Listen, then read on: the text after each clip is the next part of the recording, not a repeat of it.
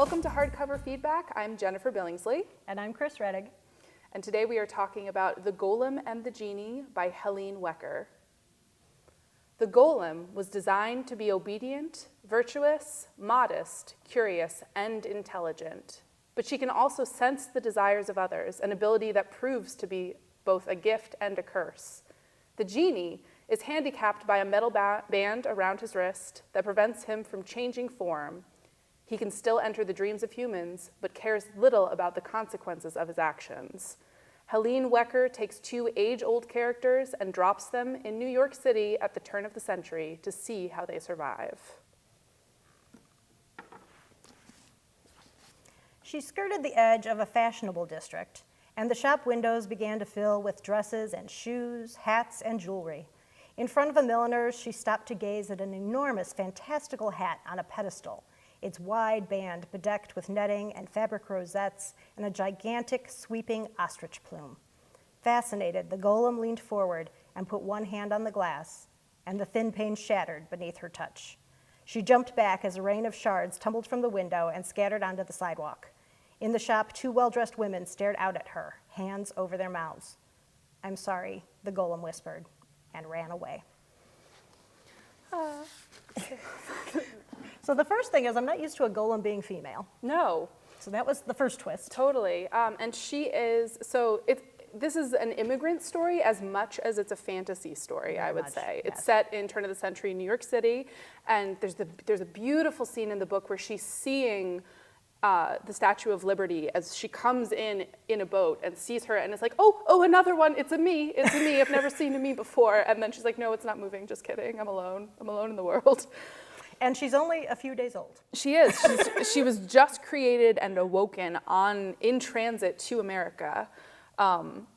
Created to be the wife of a man who was coming to America. He dies in transit. Yes, in transit. So she is left completely alone in New York City. Welcome to the world, Golem. And then our other character is hundreds of years old. Who is released from a lamp because I think it's being polished is what's happening. It's being repaired. It's got a little repair work going. And so he's released and has this backlog of situations and memories, but he is also very ill-equipped to be negotiating this world because he is not all-powerful. And they both have, both of the characters have interesting negatives too. So they're very powerful, but they're also very vulnerable. So the golem is made of clay and has like a strong structure and is incredibly strong and can hear people's thoughts, but she also she can't filter any of it. And as someone who's so young, she hears everything that they want, everything that they desire, and she cannot block it out. And she's in New York. And it's traumatizing. She's traumatized by it because she was created to be like sensitive and to fulfill needs, and she can't do that for everybody. And so it's her kind of negotiating that. And I thought she was what a wonderful female character to be like socialized, not just socialized to do it, but to have those be embedded into her makeup and to have to be still existing by herself in this really harsh. And it should be said, golems are usually created traditionally to wreak havoc and create war and kill, and she is so much the opposite of that. But the rabbi who finds her and recognizes her for what she is knows that she could still have that element within her. She's dangerous, and she's young and doesn't have, and there's this really interesting kind of underpinning to the story that's about souls and about personhood, like what makes a person and what makes you worthy of having life and deserving rights, which is really interesting, especially because the two characters are really embedded immediately. They get grabbed and absorbed into these immigrant communities during turn of the century New York. So very isolated, but still part of a larger ecosystem in New York City. And before we get to the secondary characters, because we do want to talk about those, the second main character is obviously the Jinni, who is not our favorite character. He's not very sympathetic. He's a jerk. Like he's just mean and like doesn't understand. He doesn't understand how to human. And I really like those characters sometimes.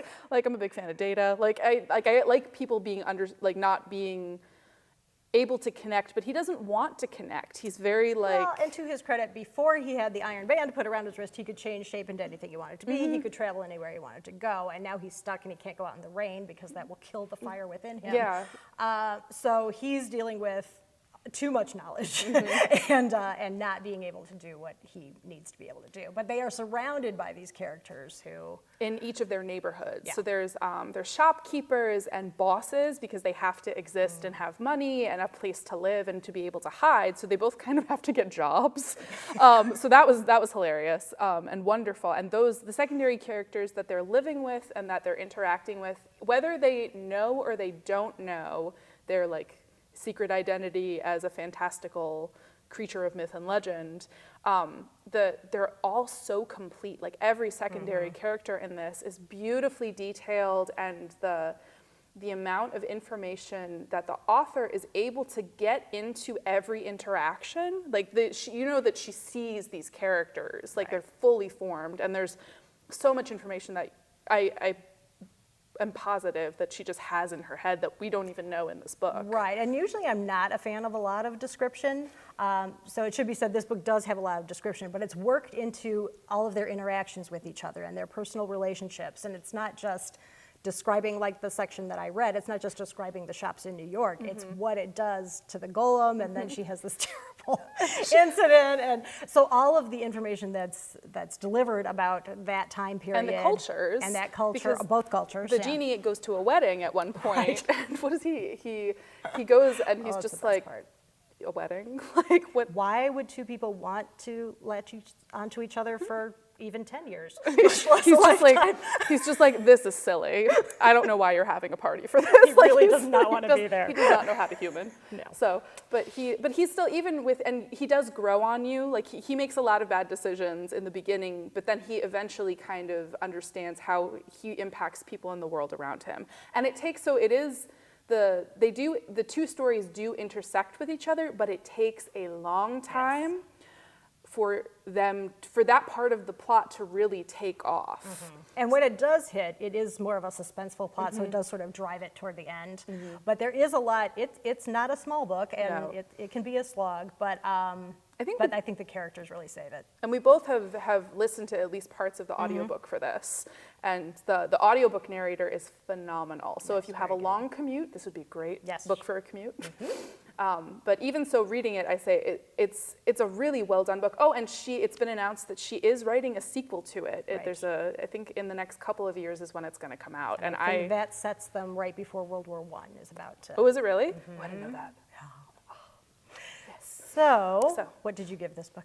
I gave it, out of 4 stars, I gave it a 3, a solid 3. I would agree on the solid 3. I think some readers are going to have a very hard time getting through it because it is so descriptive and detailed. And the Jinni story jumps back in time a lot, and you're not really sure where he's going. But if you can stick with it, I think there's a big payoff. Yeah, great payoff. Thank you for watching Hardcover Feedback. Today we talked about The Golem and the Jinni by Helene Wecker. And remember, you can pick up any of these titles, including The Golem and the Jinni, at your local library. Thank you for watching.